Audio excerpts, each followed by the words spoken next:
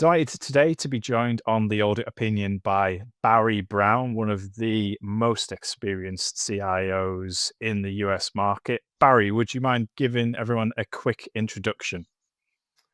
Certainly. Thanks, Mark. Happy to be with you today. My name is Barry Brown. I'm a CPA and been in the industry almost 30 years, both as CIO and COO, and recently left a firm and started my own fractional CIO consulting practice. Let's first focus on that piece around vendors, partners, suppliers, whatever terminology you want to use. How do you approach relationships with those people that are supporting you in your role? So the vendors are a critical piece to the puzzle of firm operations. Frankly, we couldn't do anything with that without them. And they're also next to labor. They're probably the most expensive, expense for firms as well. So it's important to understand kind of where the profession is going. And frankly, they're generally led by the vendors. But in consultation with firms to decide, kind of where the profession wants to go. Vendors hear the input from firms and then develop it, and then it's an ongoing relationship back and forth.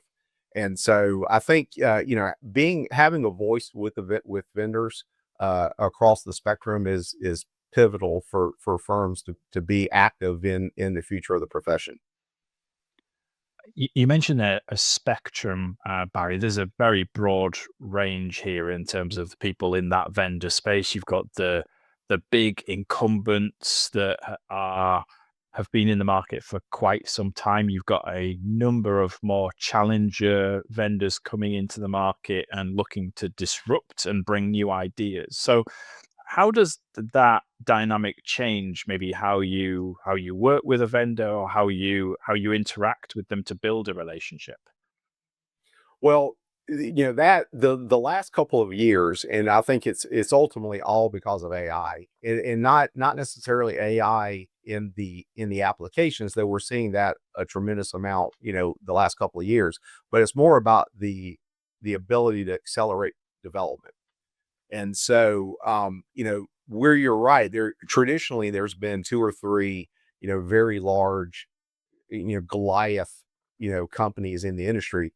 Over the last several years, we've seen a number of startups, if you will, that are completely revitalizing the entire network or the entire profession.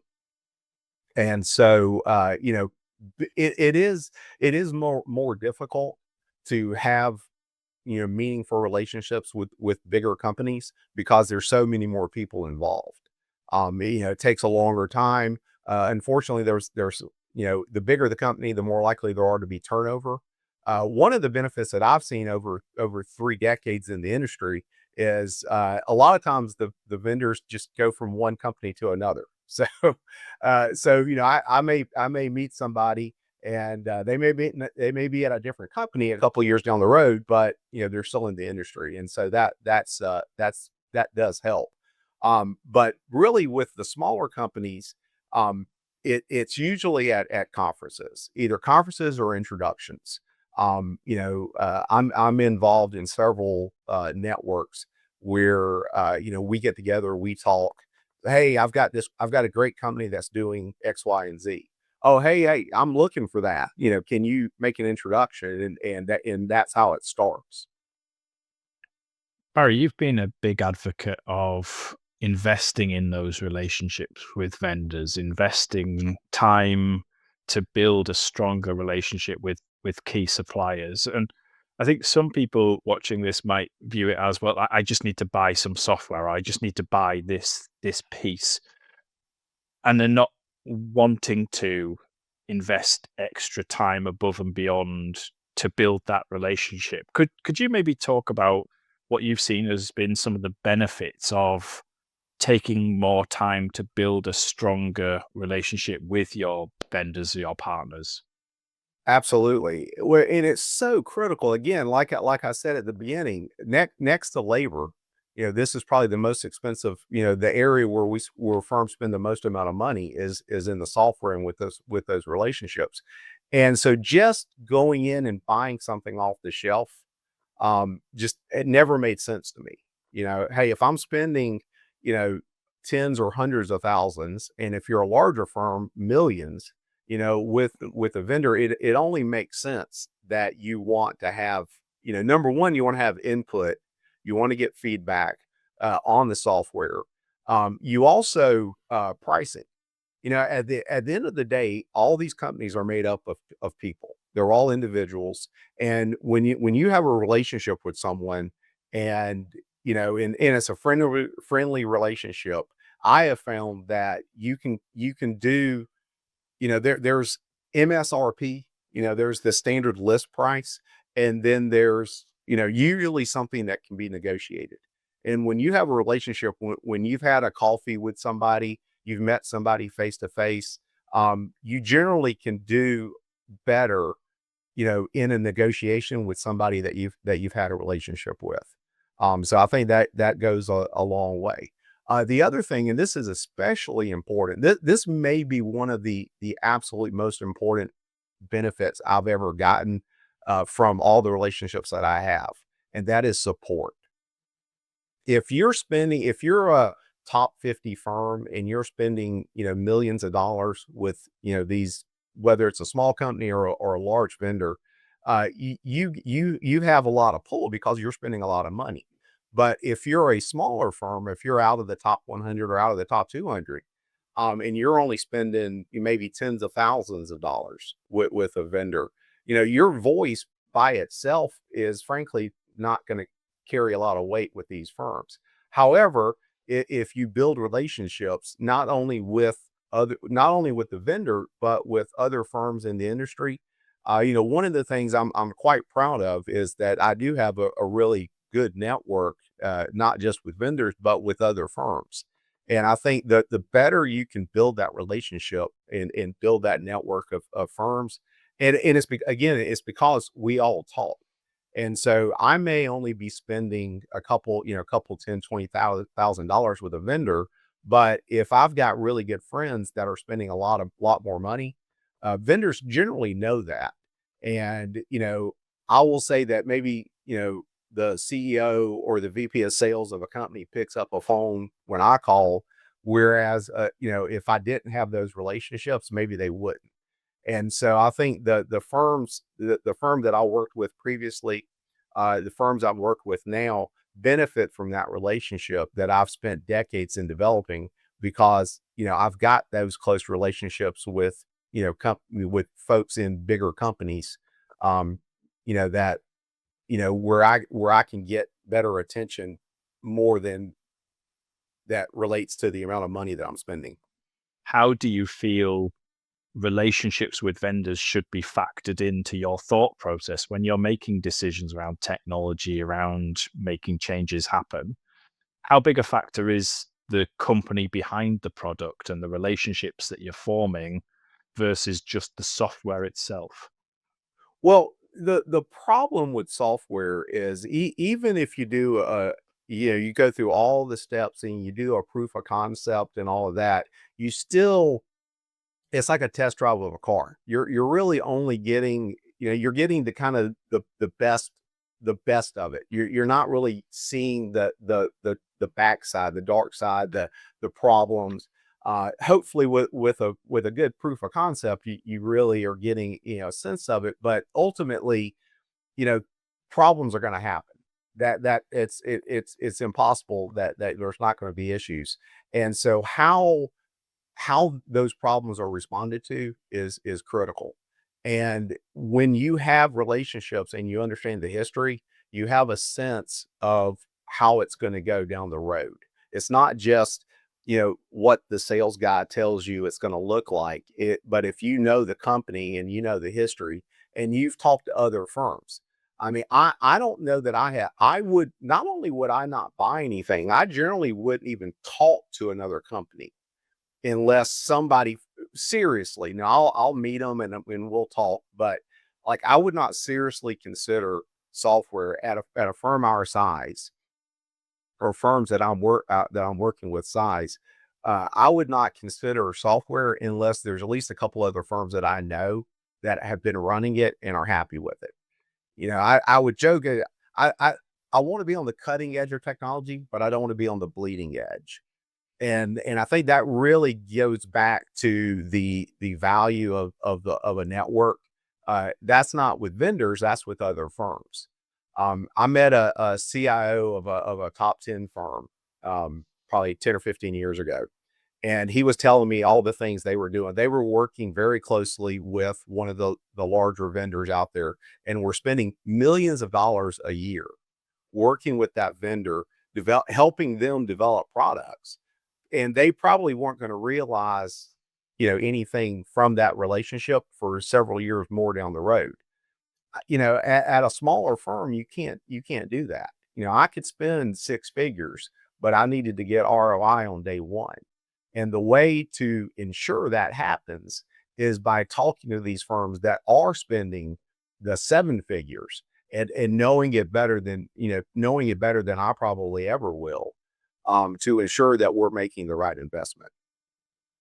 So it's about trying to lean on your network to be able to validate and get a bit more confidence in something you might be looking at, something you might be exploring, Barry. So as the people who are maybe a little bit further down the road or are spending a bit more than you're going to be spending, getting a real sense from them as to what's their experience been like. How can you tap into that? And good, bad, or indifferent, that's going to be something that weighs on your mind as to whether you're even willing to entertain the idea, never mind to actually go forward and potentially purchase and implement a product.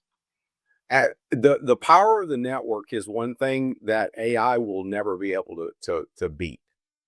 It was funny. I would be looking for, you look for new software, you go on to Chat GPT or Claude or Perplexity or whatever, and you start asking the questions.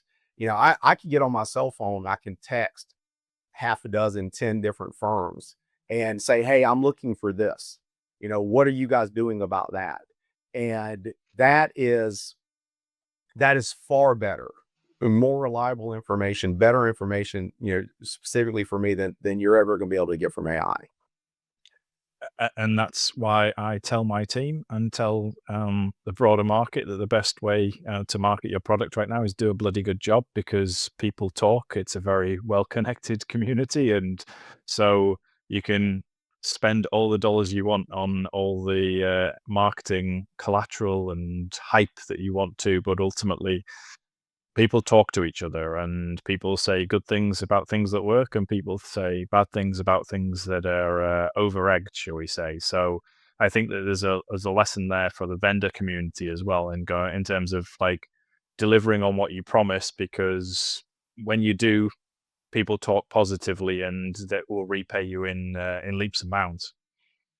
I looked at it. I was looking at a vendor 6 months ago, and the demos looked impressive, and it would check a lot of boxes of things that firms have been looking for, and it almost looked too good to be true.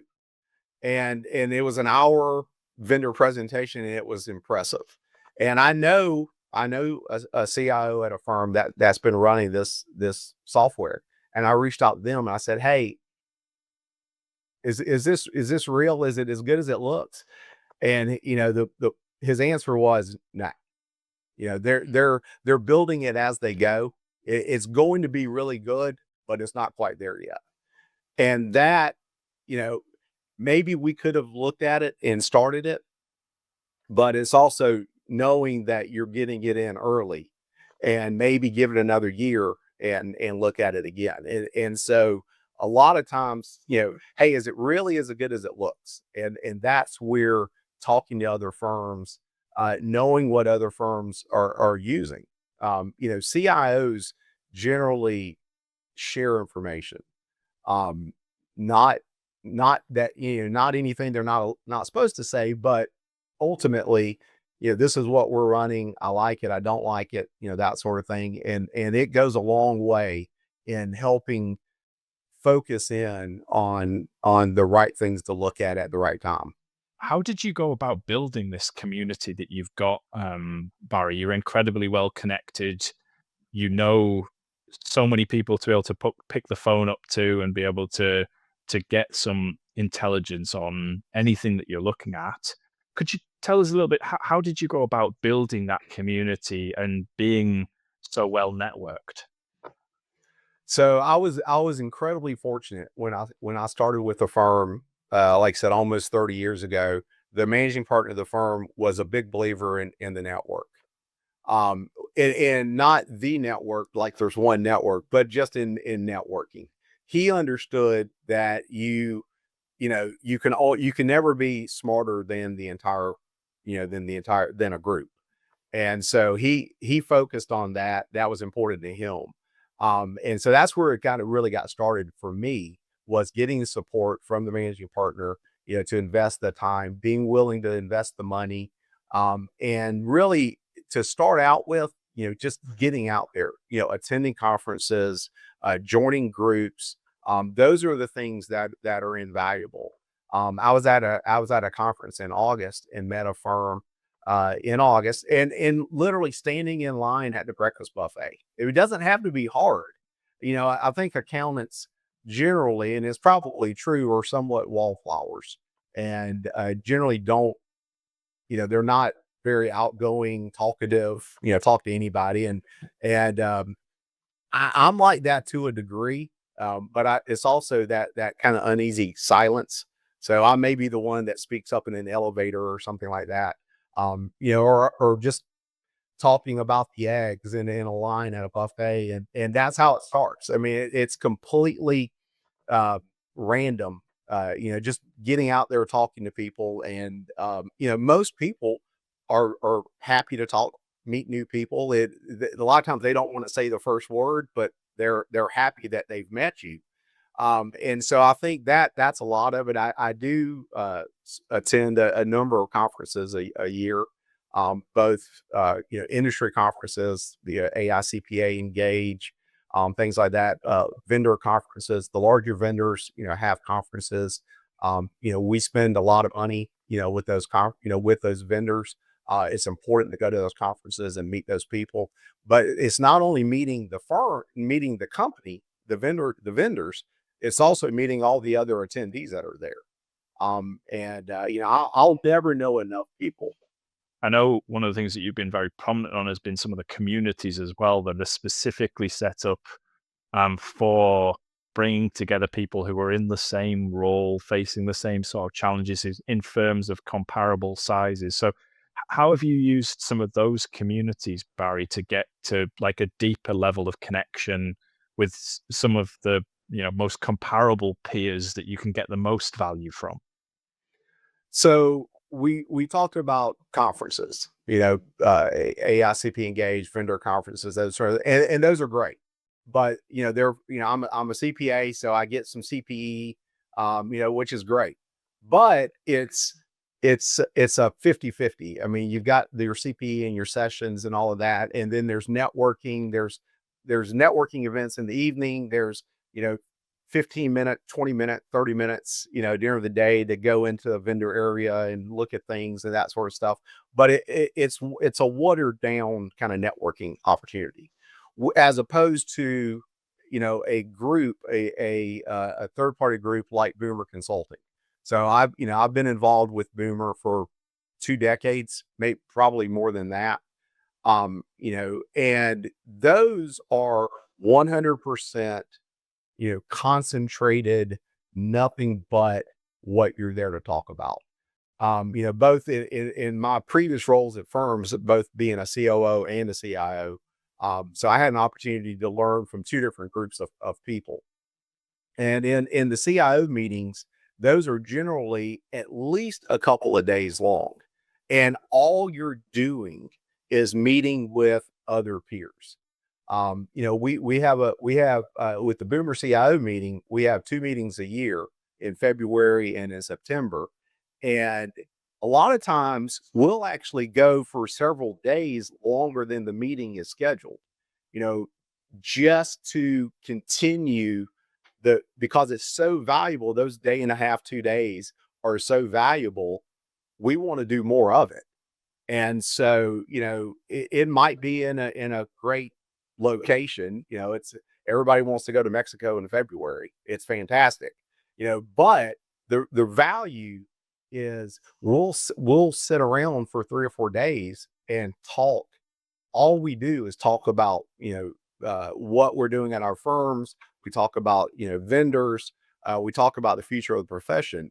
And that is the value more so than the networking and the meeting people is great, but it's that, from sun up to sundown, all you're doing is talking with your contemporaries about, learning from them. I think some people who are maybe an audit or a tax partner where technology and innovation is one of the things on their to-do list, but they've got a client portfolio, probably listening to that, Barry, and thinking, well, when am I going to have the time to be able to take 2 dedicated days, 3 or 4 dedicated days out of my schedule, go and just network with my peers and talk through the future of the profession and where I should maybe be making some bets. And this maybe brings us back to the point of that level of specialism that CIOs bring to this. You are dedicated and focused to that activity. You don't have clients sat on one side firing emails at you and changing your priorities every couple of hours. You're able to create that space to actually look forward and anticipate where the profession is going and start to think about, okay, so how should I be approaching that? So is that the right way for somebody to be thinking about what some of the benefits are of having people who are dedicated to these innovation and technology efforts, like a CIO or a fractional CIO, versus that being one of the client-facing partners' projects, shall we say? Yep. Well, the thing about a tax partner, an audit partner, I mean, I get it. I did audits. I've done audits. I've done taxes. But the thing is, the thing that made you a tax partner or audit partner is not your technology innovation. You are great at taxes. You are great at audits. You're great at client service. You are a fantastic CPA leading your firm in those areas. Okay. Technology, and especially in the last 5 years, is the innovation is coming so rapidly. When I started in 1996, we had the green ledger sheets. You probably don't remember those because I'm older than you, but it was literally, I mean, the point, it was paper. Okay. Hard to innovate when you're using a pencil. Okay. But now it is so dramatically different. And in talking about, about cloud and AI and innovation, it is impossible to continue to do the role that got you where you are now and be able to give give the innovation and the technology the importance that it deserves. And again, next to labor, I mean, if you've got a, almost every firm of any size has got someone in HR. Okay. So you're spending 50% of your top line, you're spending on employees, on labor. Okay. I think that's more or less the industry average. Okay. So you have an HR person dedicated to, or multiple dedicated to that. Okay. The next largest expense is software, hardware, technology. It only makes sense to have a dedicated person for that as well. And allow the partners that are the experts in audit and in tax to do audit and tax, and allow the professionals that are specifically, experienced in those other areas to lead those departments. I mean, we still see, across the industry, a fairly small number of CIOs that are partners at firms. And I don't think it necessarily makes sense given the revenue. I don't know that it necessarily makes sense for every firm of every size to have a partner that's non-chargeable and is a CIO. But when you get into that top 200, that the more valuable the firm is and the more money you're spending on that, the more it makes sense to invest in a partner that's going to lead the firm, in those areas.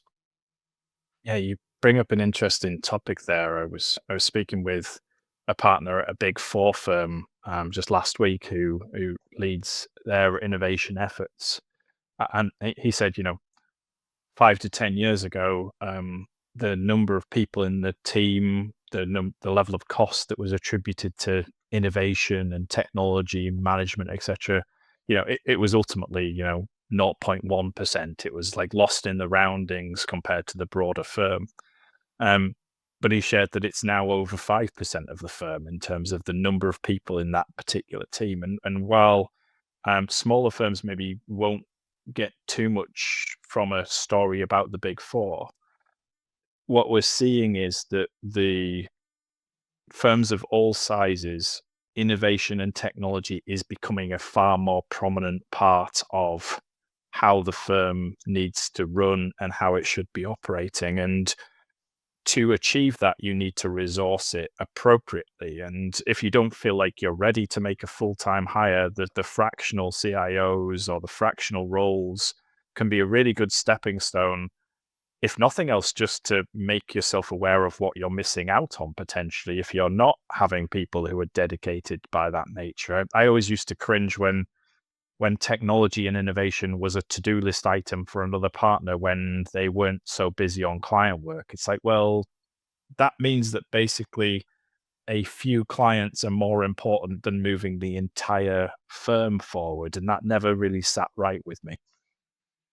Well, I mean, you hit on the 5%, and I think that too is kind of an industry average, but it understates the value, because of the direct impact to the top line that the technology has. I mean, yeah, from an expense perspective, yeah, it's 5%. Okay. And that's nothing compared to 50% of, that labor may be.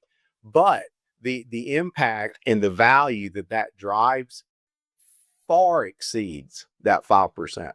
And so, I mean, just, when it goes down, yeah, how successful are you when it goes down?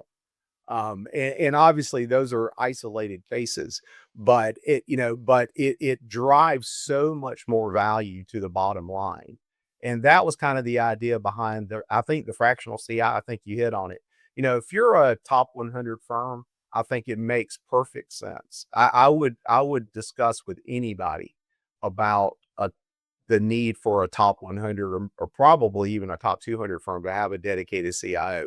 But the more value, the larger the firm gets, the more obvious sense it makes. But I think where the potential for where the market for the fractional CIO comes in is in that, that top, outside of the top 100. I'm talking to a top 500 firm right now. It's a 40-person firm, which is not, it's not a massive firm, but they're growing substantially and they're making investments in things. I mean, this is a 40-person firm and they have a CMO. I mean, that's unheard of for a firm that size. So they're doing a lot of things already that will get them into that top, 300, 200, 100, because they're being progressive, and they're realizing that if we want to become a larger firm, that we need to make these investments. And I think that's where a fractional CIO makes a lot of sense. Is, hey, we don't want to go out and spend the money that's going to take to bring on a dedicated resource. But if we could get, 30 years of experience for, a third, a quarter of the expense, then it makes a lot of sense. And they're going to reap the value of that relationship will far exceed the expense. If you are, if you're a partner in a firm, regardless of the size, and you are content, if you want to continue to serve your clients, only your clients, the way you are today, you're satisfied with your compensation, you're satisfied with the revenue of the firm, then you don't need to make any changes. You can continue doing what you're doing, and good luck. However, if you want to do better, if you want to grow, if you want to be more profitable, if you want to have better work-life balance. I know a number of partners that are working, 40, 50, 60, 70 hours a week all year round. I mean, it's their busy seasons 24/7, 365. If you want to do better, that is where innovation comes in. And whether it's work-life balance, profitability, revenue, all of those things, that's where CIOs, come in and make an impact, is making change. I don't want to work with any firm that does not want to be better. I mean, the whole reason why I started my fractional CIO practice is to give me the ability to work with more firms that want to be better. I don't want to maintain status quo. I enjoy the technology. I've got a strong background in accounting. That is what I enjoy doing. And this gives me the opportunity to work with more firms. Are there any downsides to over relying on your peers and your community? Absolutely. I mentioned it earlier about how every firm is different. All that, all of this does is helps cut down the noise and start the conversation, whether it's a conversation with a vendor, whether it's an application, whether it's a process. All of that, at my previous firm, our entire go to cloud migration process, that entire process was formed over a dinner that I had in Kansas City with another CIO. This was 10 or 12 years ago. And he explained to me what he was doing at his firm or had done at his firm. And I said, "Oh, that's him. I can do that." And that's what started the process. And so my point being, again, every firm is different. All of this that we've talked about with the networking and both, in the profession with vendors and all that is all critical. But ultimately, every firm is different, and taking what you learn, taking it back.